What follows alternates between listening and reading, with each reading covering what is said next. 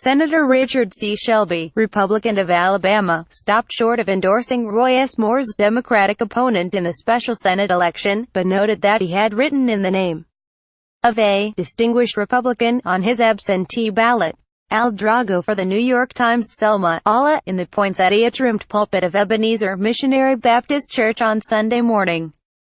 The Rev. James Perkins, Jr., the first black mayor of a city where the right to vote was won in blood, announced his support for the Democrat Doug Jones in Alabama's special Senate election. He reminded his Selma congregants, without telling them how to vote, that sheep are to follow their shepherd. Not that the congregation needed much reminding. With only hours until the polls open on Tuesday in this unlikeliest of battleground states, Democrats are deploying a sprawling, multi-million-dollar get-out-the-vote operation in an effort to steal away a Senate seat and reduce the Republican majority to a single vote. A constellation of liberal groups outside the state has showered money and manpower on turnout efforts aimed at helping Mr. Jones. But they are working discreetly, hoping to avoid the appearance of trying to dictate whom Alabamians should support. As part of those efforts, former Gov. Duval Patrick of Massachusetts, only the country's second elected black governor, was at Ebenezer to make the case for Mr. Jones. In the vestibule were stacks of sample ballots for the Democrat, whose smiling visage was on literature left on every car in the parking lot. A few blocks away, at the foot of the Edmund Pettus Bridge, the site of Bloody Sunday in 1965, the message was starker: vote or die. Read a sign aimed at this region's black majority, whose turnout could decide the race. On Sunday, though, it was not an out-of-state liberal who offered an unexpected lift to Mr. Jones.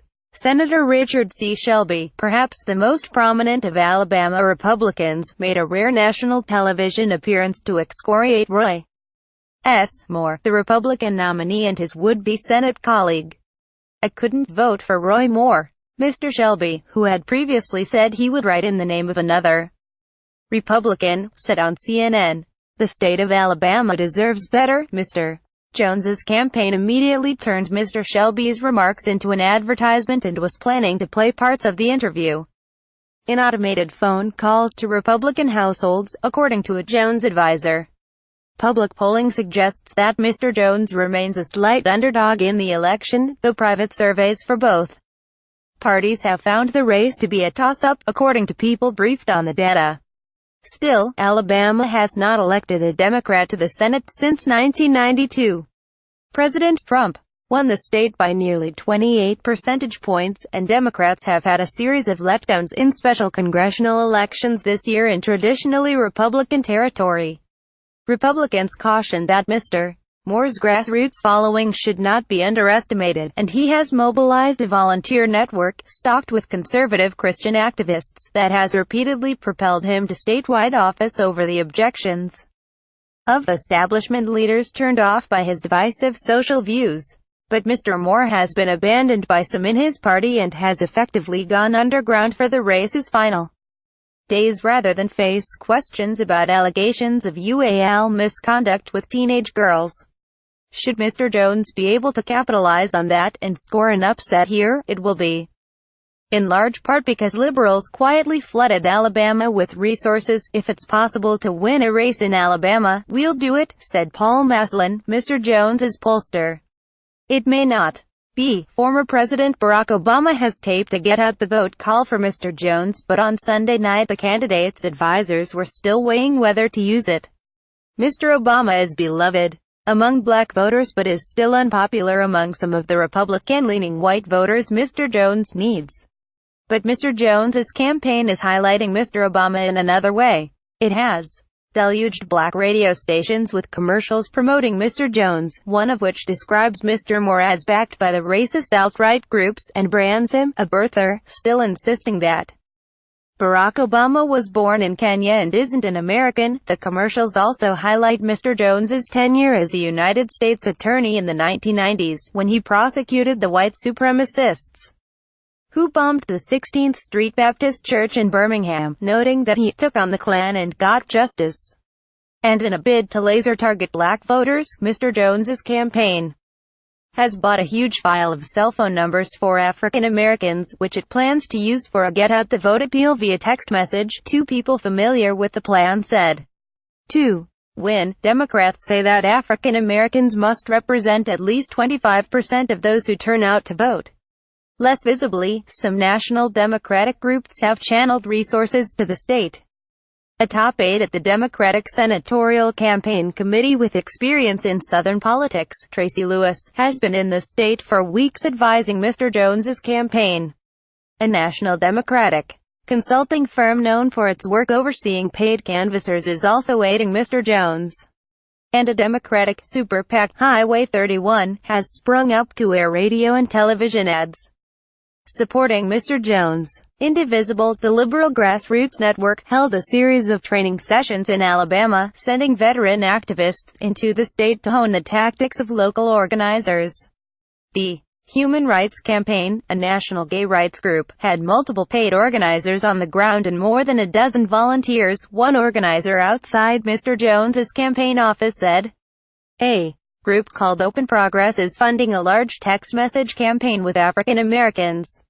A nonpartisan group called the Voter Participation Center is reaching over 300,000 black voters here with direct mail-in text messages. And Next Gen America, a national group funded by Tom Steyer, the billionaire environmental activist, lent an organizer to an Alabama-centric group, Woke Vote, to help mobilize historically black campuses. But in the sign of the sensitivity about outside influence in the race, Mr. Steyer, who poured millions into last month's election for governor of Virginia, has not spent any money directly backing Mr. Jones, an aide said.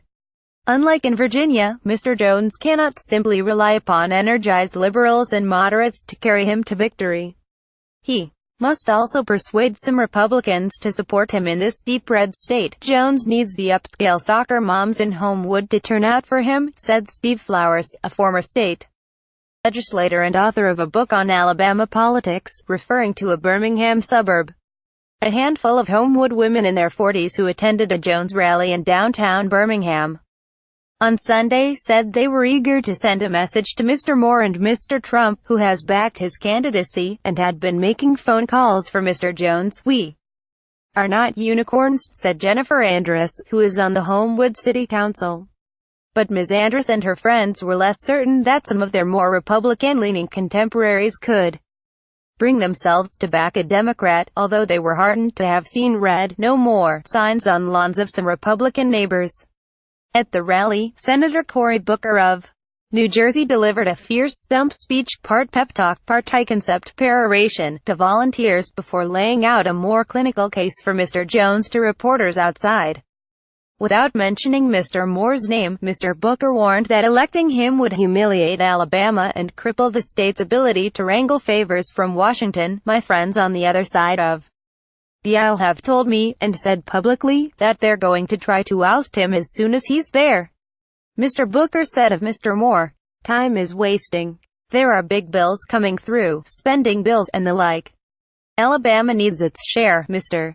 Jones," he insisted, "is somebody that Republicans are going to work with and Democrats are going to work with Mr. Jones and his newly visible allies stumping across the state. Mr. Moore has been comparatively invisible in the final stage of the race, trusting his appeal to Alabama's intensely conservative culture and Mr. Trump's late exhortations to carry the day. Mr. Trump has given a series of impassioned pleas for Mr. Moore, via Twitter and his own campaign-style rally in the Florida Panhandle on Friday. Mr. Moore has not held a public campaign event since early last week, and has announced just one before the vote on Tuesday, a rally on Monday night in rural southeastern Alabama, alongside Stephen K. Bannon, the former White House advisor, and Representative Louis Gohmert of Texas. The candidate gave a rare interview over the weekend to a local television program, The Voice of Alabama Politics, jabbing at Mr. Jones as a liberal Democrat and casting himself as the truer avatar of Alabama values. Yet even with a gentle interlocutor, Mr. Moore spent long minutes parrying allegations that he had duly abused young girls. "I did not date underage women," he said.